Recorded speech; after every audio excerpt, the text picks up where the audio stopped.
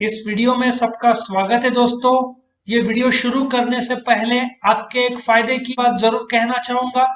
इस वीडियो के डिस्क्रिप्शन में आप जाओगे तो आपको इस सब्जेक्ट का लिंक मिल जाएगा, जिसको आप क्लिक करोगे तो chapter by chapter, question by question सारे के सारे वीडियोस आपको मिल जाएंगे और दूसरे सब्जेक्ट के भी लिंक्स मिल जाएंगे, जिसमें chapter by chapter, question by question सारे वीडियोस मिल जाएंगे। और एक और आपको आइडिया देता हूं, मेरे चैनल को आप क्लिक करोगे तो मेरे चैनल के प्लेलिस्ट पे जाओगे तो आपको 20 के ऊपर सब्जेक्ट्स के लिंक मिलेंगे। बस आपको क्लिक करना है, जो सब्जेक्ट आपको के वीडियो चाहिए, बस आपको chapter by chapter, question by question सारे वीडियोस मिल जाएंगे। तो चैनल को जरूर सब्सक्राइब करो ताकि आपको हर रोज जो हम अपडेट करते वीडियोस वो मिलते रहें। तो हम शुरू करते हैं इस क्वेश्चन का वीडियो अभी। सिग्निफिकेंस ऑफ मैनेजमेंट प्रिंसिपल्स, इस वीडियो में मैं बताऊंगा ये क्वेश्चन कितने मार्क्स का है, एग्जाम में कैसे लिखना है, फिर मैं सिग्निफिकेंस एक्सप्लेन करूंगा और लास्ट में सबसे इंपॉर्टेंट ये जो पॉइंट्स है लर्न करने का एक ऐसा टेक्निक बताऊंगा कि आपको सारे के सारे पॉइंट्स अच्छे तरीके से याद हो जाएंगे। So let us start the video. Significance of management principle. Now ये 4 मार्क का या एट द मोस्ट 5 मार्क का शॉर्ट नोट आ सकता है, उसके ऊपर नहीं। बड़ा क्वेश्चन का कोई स्कोप नहीं। ये जो ए और बी है, ये आंसर लिखते समय ए जो पिछले वीडियो और मीनिंग और डेफिनेशन में भी मैंने एक्सप्लेन किया था, वो ए भी जरूर लिखना। और जो सी है वो आपका होगा significance of management principles. So आपका अटेम्प्ट कैसे होगा? A meaning of principle, B management principle, C significance of management principle, उसके अंदर 1 2 3 4 5 और 1 का एक्सप्लेनेशन फिर एग्जांपल। इस प्रकार से आप लिखोगे तो आपको फुल मार्क्स जरूर मिलेगा ना। एक एक करके मैं आप लोग को एक्सप्लेन करूंगा ये significant of management principles. Number 1, provides useful insight to managers. जब एक मैनेजर कंपनी में ज्वाइन करता है तो उसको प्रिंसिपल्स का नॉलेज होने के बाद क्या फायदा होगा? The moment unity of command जैसा प्रिंसिपल पता रहेगा तो उसको पता है कि सबऑर्डिनेट के 2 मैनेजर नहीं होने चाहिए। 2 मैनेजर रहे तो डुप्लीकेशन ऑफ टास्क होता है, जिससे प्रॉब्लम्स क्रिएट होते हैं, कन्फ्लिक्ट्स क्रिएट होते हैं, झगड़े होते हैं। सो वो अपना नॉलेज का इस्तेमाल करके वो कंपनी का कॉस्ट बचा सकता है। और आगे लिखा है कि the use of this principles help the manager किस हिसाब से अलग अलग सिचुएशन में एक्ट करें। जैसे कि एक जूनियर है, उसको इनिशिएटिव देना, ठीक है ना, जो कि 13वां प्रिंसिपल है हेनरी फेयोल का, कि भाई जा तू फैसला ले, तेरे हिसाब से गलती हुई तो भी हम संभाल लेंगे, लेकिन कंपनी के हित में काम कर। सो एक मैनेजर को ये प्रिंसिपल्स का नॉलेज का फायदा ऐसे होगा कि वो कंपनी को अपना बेस्ट दे सकेगा और वो प्रिंसिपल का वापर करके जहां गलतियां पहले उसने की है वो अभी नहीं होगा, क्योंकि उसके पास एक्सपीरियंस आ गया है। सो इससे रिसोर्सेज का वेस्टेज कम से कम होगा और कंपनी के गोल अचीव करने में मदद मिलेगा। जैसे कि यूनिटी ऑफ डायरेक्शन प्रिंसिपल बोलता है, अलग अलग तुम्हारे प्लान होंगे बट इंप्लीमेंट एक को सिलेक्ट करो और उसको इंप्लीमेंट करो, तो इससे वेस्टेजेस कम होंगे। दूसरा भी वही पॉइंट में ले जाता है, helpful in efficient utilization of resources. अभी क्या होता है अभी जो कंपनी है, ठीक है, अभी फोर्ड का क्या हुआ, उन्होंने अपने रिसोर्सेज क्या कर दिए, फोर्ड एंडेवर को लगा दिए। फोर्ड एंडेवर कंपीट करता है टोयोटा फॉर्च्यूनर के साथ, कंपीट भी जबरदस्त किया, लेकिन वो सेगमेंट कितने का, 35 लाख 40 लाख का सेगमेंट, कितने लोग खरीदेंगे गाड़ी? कैलकुलेट करो कितने लोग खरीद, वो लग्जरी सेगमेंट में चला जाता है। बट 5 10 15 20 25 30 लाख में फोर्ड फिएस्टा एक था जो ठीक ठाक था, लेकिन उस पर ध्यान देने के बजाय उन्होंने इंप्रूवमेंट शायद फॉर्च्यूनर को ज्यादा कर दिया। मार्केट, इंडियन मार्केट बहुत प्राइस सेंसिटिव है। Luxury segment no doubt Fortuner बहुत बढ़िया है, बट टोयोटा जो कौन सा था, फोर्ड का एंडेवर नो डाउट अच्छा है, लेकिन टोयोटा का फॉर्च्यूनर को टक्कर देना आसान नहीं था। उन्होंने 10 15 20 25 30 लाख में तो सेगमेंट में शायद एंटर ही नहीं किया, तो उनके रिसोर्सेज पूरे ऊपर की गाड़ी में चले गए, जबकि मेन ढांचा ही रह गया। समझ में आ रहा है? सो उन्होंने, बोलते हैं ना, लग्जरी महल में ताज या 5 स्टार होटल बनाने की कोशिश की, जिसमें लिमिटेड क्लाइंट्स आएंगे, जबकि एक मध्यम 3 स्टार या 1 स्टार होटल जिसमें आम लोग आ सके, उस पर वो लोग शायद ध्यान नहीं दे पाए। तो helpful in efficient utilization of resources, India में कोई भी मैनेजमेंट प्रिंसिपल है, एक वापस से एग्जांपल यूनिटी ऑफ डायरेक्शन करूंगा, तुम 5 प्लान करो बट इंप्लीमेंट एक करो, पांचों के पांचों एक साथ इंप्लीमेंट मत करो, गड़बड़ी हो जाएगा, क्योंकि सबको रिसोर्सेज लगते हैं, पैसा लिमिटेड है। मोबाइल के सेमीकंडक्टर्स जो है, चिप्स आजकल इतना सॉलिड शॉर्टेज में, जो सबसे ज्यादा प्रॉफिट देगा उसमें इस्तेमाल करो, ये तो कॉमन सेंस की बात है। तीसरा, साइंटिफिक डिसीजंस, यहाँ पे लिखा हुआ है साइंटिफिक डिसीजन मींस सिस्टमैटिक और बैलेंस डिसीजन। अभी एक मैनेजमेंट में डिसीजन मेकिंग एक कंसेप्ट है। डिसीजन मेकिंग क्या है, तुम ऑल्टरनेटिव तैयार करो, हर एक को स्टडी करो और इवेल्युएट करो और बेस्ट ऑल्टरनेटिव को सेलेक्ट करो, तभी तो डिसीजन अच्छा होगा। जैसे 12th के बाद में बीबीए, बीबीएम, बीसीए, तुम्हारा होटल मैनेजमेंट, तुम्हारा वकीली का जो कोर्स है, एलएलबी का कोर्स है, ठीक है ना, कितने सारे कोर्सेज है जो तुम्हारे पास पॉसिबिलिटीज है, इंटीरियर के और बहुत सारे हैं। सो हर एक को इवेल्युएट करके, जैसे कोई लड़का मुझे पूछेगा बोला तेरा टेक्निकल माइंड है, नहीं तो बीसीए आउट हो गया, खाने का शौक है, बनाने का शौक है, नहीं तो होटल मैनेजमेंट आउट हो गया, बिजनेस है पापा का या इंटरेस्ट है बिजनेस पे, हाँ तो बीबीए की तरफ, ऐसा। तो जॉब करना है तो बीबीए मत कर, बीकॉम कर, मतलब तू जॉब भी पैरेलल। सो ये सब डिसीजन मेकिंग वैसे लिया जा सकते हैं, साइंटिफिक डिसीजन। ऐसे ही अंधाधुंध डिसीजन लिया तो गए, प्रॉब्लम्स होता है, लॉस भी होता है कंपनी को। चौथा, understanding social responsibility. Now management principles हर एक इसका पर निर्भर है। सोशल रिस्पॉन्सिबिलिटी मतलब इसमें एक प्रिंसिपल ऑफ इक्विटी जो था हेनरी फेयल का, कि सबको सम्मान पूर्वक ट्रीटमेंट हो, और यहाँ पे लिखा हुआ है they are not developed only from view point of handling resources, but एक ऑर्गेनाइजेशन का सोशल रिस्पॉन्सिबिलिटी भी है। तो they can focus on providing quality products at reasonable price, common sense है। सेम फोर्ड का हुआ, शेवरोलेट भी मार्केट को समझ नहीं पाया, हार्ले डेविडसन एकदम अल्ट्रा लग्जरी सेगमेंट 5 लाख के ऊपर, वो भी उन्होंने भी कोई सस्ते वाले गाड़ी नहीं बनाए, तो ये प्रॉब्लम हो गया, ठीक है ना। फेयर कंपटीशन, फेयर रेम्यूनरेशन, तुम्हारा सोशल रिस्पॉन्सिबिलिटी है समझना कि तुम सोसाइटी के प्रति क्या कर सकते हो, क्वालिटी प्रोडक्ट्स, फेयर प्राइस दो, लोगों को जागरूक करो। अच्छा, बहुत सारे प्रोडक्ट्स में मिक्सिंग होते हैं केमिकल्स, तो हर एक केमिकल बॉडी पे अलग अलग प्रकार से असर करेगा। कितने लोग, कितने कंपनी उस प्रोडक्ट के बारे में रिसर्च करके डिसाइड करते हैं केमिकल्स हार्मफुल है? बहुत कम। इंडिया में कुछ जगह पे लोग बिंदास डालते हैं। जो फ्रूट्स में इंजेक्शन लगाए जाते हैं, सोशल रिस्पॉन्सिबिलिटी कैसे हुआ, है ना। पांचवा, एनकरेजेस रिसर्च एंड डेवलपमेंट। ये गलती हो गई नोकिया से। नोकिया वर्ल्ड नंबर 1 था मेरे टाइम में, 15-20 साल पहले, 20 साल पहले नोकिया को कोई तोड़ ही नहीं था। सैमसंग उस समय सस्ता और गरीब प्रोडक्ट माना जाता था।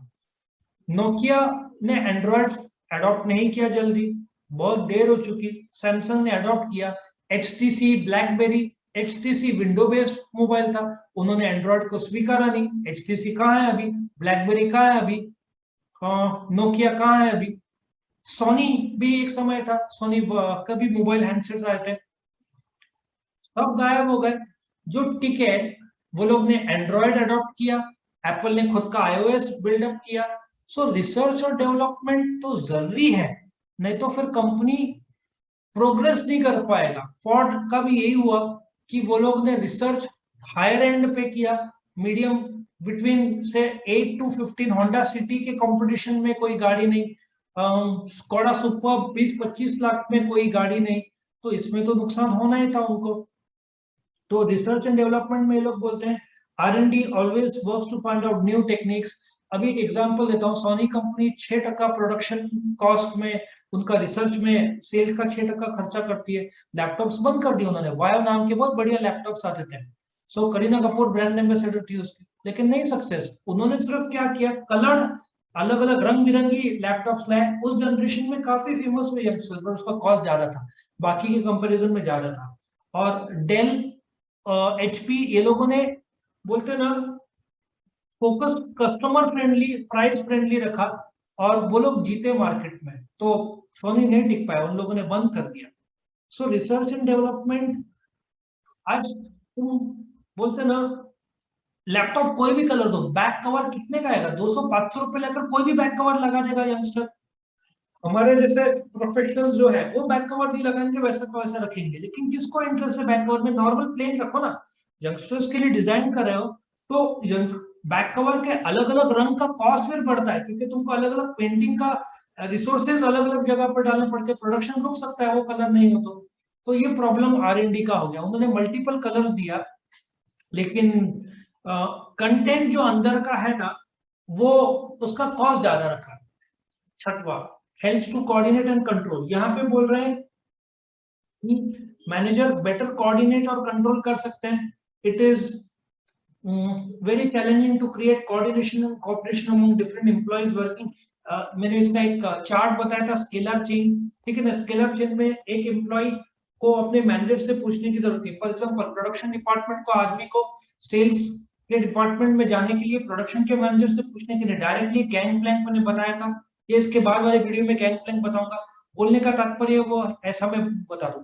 ये देखो एक ड्राइंग है, ये मैनेजर है, ये एक जूनियर है, ये एक जूनियर है। बी को सी से बात करना है तो बी को ए से परमिशन लेने की जरूरत नहीं, माउस पे लिख रहा हूँ। सी को ए से परमिशन लेने की जरूरत नहीं। एक गैंग प्लान ड्रॉ करो, डायरेक्टली कम्युनिकेट होगा, कोऑर्डिनेशन भी अच्छा होगा, टाइम भी सेव होगा, ठीक है ना।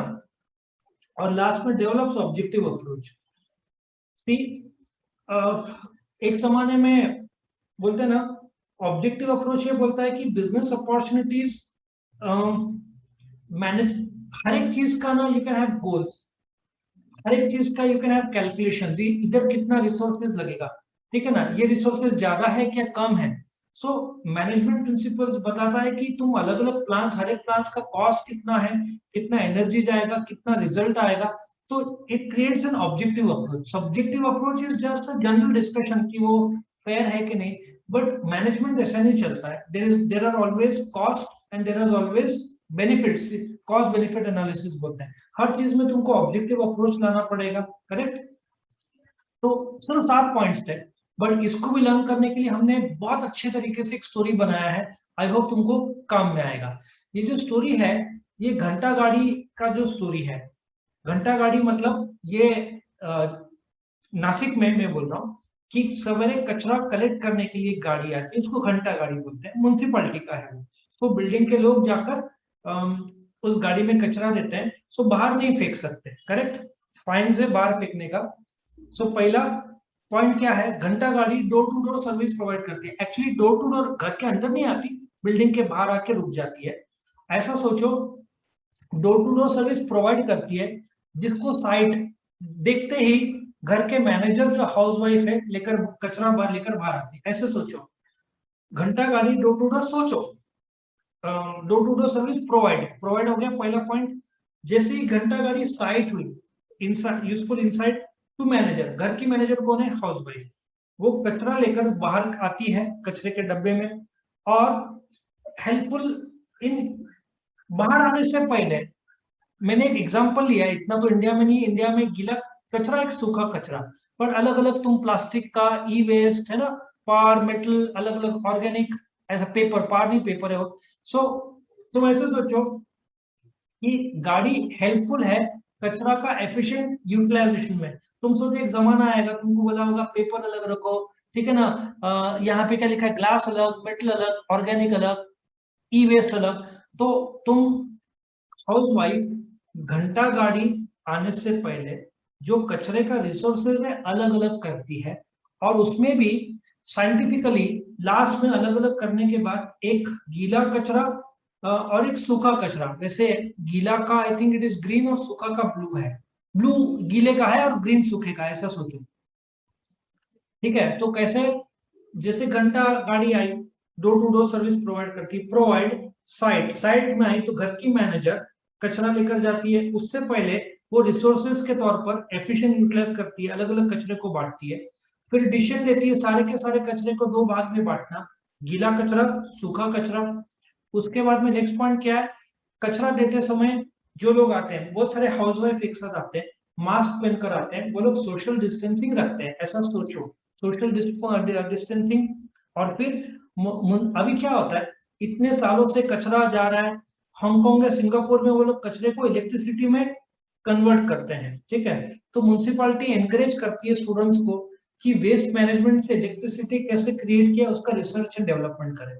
अब इसको कैसे याद रखना है, पहला पॉइंट, घंटा गाड़ी door to door provide service, provide हुआ, हाउसवाइफ को साइट हुई गाड़ी, फिर वो हाउसवाइफ को ने मैनेजर कचरा लेकर बाहर आई, बाहर आने से पहले घर पे रिसोर्सेज को उसने बाजू में किया, फिर उसको दो भाग में बांटा, डिसीजन लिया कि गीला कचरा सूखा कचरा, डिसीजन लिया, फिर वो बाहर गई मास्क पहन के, लाइन से जो औरतें हैं वो सोशल डिस्टेंसिंग सोशल रिस्पॉन्सिबिलिटी याद रहेगा में खड़े हैं और फिर कचरा दे रहे हैं। अब म्यूनसिपालिटी इतने साल से देखे, एनएमसी नासिक म्यूनसिपल कॉर्पोरेशन देख रहे हैं, उनको एक आइडिया आता है क्यों ना हम बच्चों को एक प्रोजेक्ट दिया जाए रिसर्च एंड डेवलपमेंट का, कि कचरे को इलेक्ट्रिसिटी में या कंपोस्ट में कैसे कन्वर्ट किया जा सके।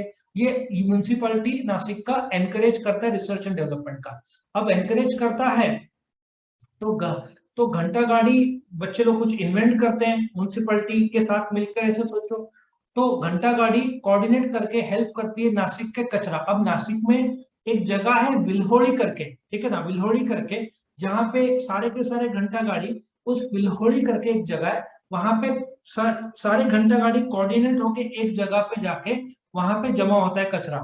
और फिर विल्होड़ी में एनएमसी ने डेवलप किया है कंपोस्ट सिस्टम, जिसमें कचरे को हीट एंड फ्यूल और पावर में कन्वर्ट किया जाता है। ऑब्जेक्टिव उनका, म्यूनसिपैलिटी का ऑब्जेक्टिव है सारा का सारे कचरे को हीट फ्यूल और पावर में कन्वर्ट करना, ऐसे सोच लो, ठीक है।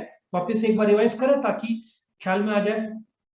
घंटा गाड़ी door to door service provide करती है, उसका साइट हुआ तो घर की मैनेजर कचरा लेकर बाहर आती है, उससे पहले वो रिसोर्सेज को अलग करती है, डिसाइड करती है गीला कचरा सूखा कचरा, बाहर जाती है तो बोलते हैं ना social distancing social responsibility maintain करते हैं। म्यूनसिपैलिटी स्कूल में यंगस्टर को प्रेरित करते हैं कि रिसर्च एंड डेवलपमेंट हो। फिर सारे के सारे घंटा गाड़ी कोऑर्डिनेट होकर एक जगह पे पहुंचते हैं बेड़ोली, जहां पे म्यूनसिपैलिटी का ऑब्जेक्टिव है उस कचरे को बोलते हैं ना हीट फ्यूल और पावर में कन्वर्ट किया जाए। आई होप स्टोरी ख्याल में आ गया हो। वीडियो पसंद आया तो लाइक करना, फ्रेंड्स के साथ शेयर करना, चैनल को सब्सक्राइब करना, और अभी कभी ये 7 पॉइंट्स बिना लेके लिख के निकालो कितने पॉइंट्स याद है। यदि याद नहीं आ रहा तो एक और बार देखो तो याद आ जाएगा। Thank you for watching. Video पसंद आया तो लाइक कीजिए, अपने फ्रेंड्स के साथ शेयर कीजिए, उनका भी फायदा हो, और चैनल को सब्सक्राइब कीजिए। Thank you.